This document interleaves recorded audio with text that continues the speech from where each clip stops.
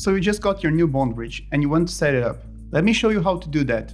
First, you need the Bond Home app. You can find it on Apple's App Store and on Android's Play Store. Just make sure you download this one with the new Bond logo. After installing it, you need to create an account or sign in with an existing one. If you were already using Bond with our old app, you can just sign in using that same account. I'll just fill it with a name, email, and password. After that, you will be taken to the dashboard screen. Here you will be able to see all your bonds and devices once you have any. So, let's set up your Bond bridge. Tap on the plus icon, then select Bond bridge. Now, turn on your bridge by connecting to the power adapter, and wait for it to start blinking green. That means that your Bond is in setup mode. If your bridge doesn't blink green, tap on It's Not Flashing Green button, and follow the instructions. Okay, my bridge is ready, so let's continue. Make sure you're not too far away from your Bond from now on. Both apps need location permissions, so the app can detect if your phone is connected to the Bond config Wi-Fi. But don't worry, we don't track or store your location.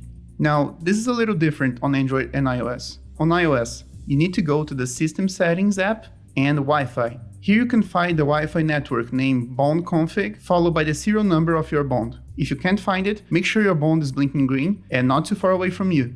Connect to it, and then return to the Bond Home app. The app will automatically detect the connection and move to the next screen. On Android, we can scan for Wi-Fi networks without leaving the app, so your Bond bridge should show up in the nearby devices list as soon as the app detects it. If it doesn't show up, make sure it's blinking green again. You can also manually connect to the Bond config Wi-Fi on Android settings if you want to. Tapping on a nearby device will connect you to the setup Wi-Fi and then take you to the next screen. You may need to enter the 4-digit PIN that's located on the back of your Bond bridge unit. If your Bond stays blinking green for too long, it will lock itself up. That's a security feature to make sure no neighbors take control of your Bond if you leave it in setup mode. Entering the PIN will unlock your bridge and let you continue. The app may ask you to upgrade the bridge's firmware before finishing the setup. That's a very simple process. Just tap Upgrade and wait for it to finish. After that's done, the Bond bridge will reboot. That will disconnect the app from the config network, so you need to reconnect to the Bond config Wi-Fi once the bridge starts blinking green again. Okay, on this screen you can set the name of your Bond and its location. I will choose Living Room and name it Home Bridge. Now, you need to tell the bridge which Wi-Fi network it will connect to. If you don't see your network in the list, give it a second as the Bond bridge scans for nearby networks. You can also try to move the bridge closer to your Wi-Fi router.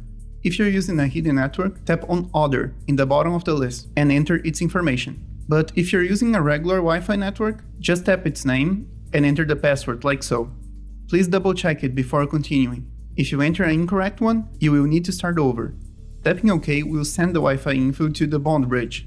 It will then try to connect to it and sync all the Bond's data with the app. Alright, your Bond bridge is ready to be used. Tapping on Done will take you back to the dashboard screen. If you don't see your bridge here, just pull to refresh and give it a second.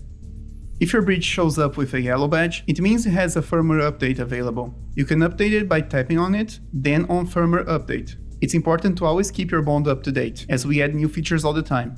Well, that's it. You can also check out our video on how to record remotes onto your Bond bridge. But for now, I'll see you next time. And let's keep making everything smart.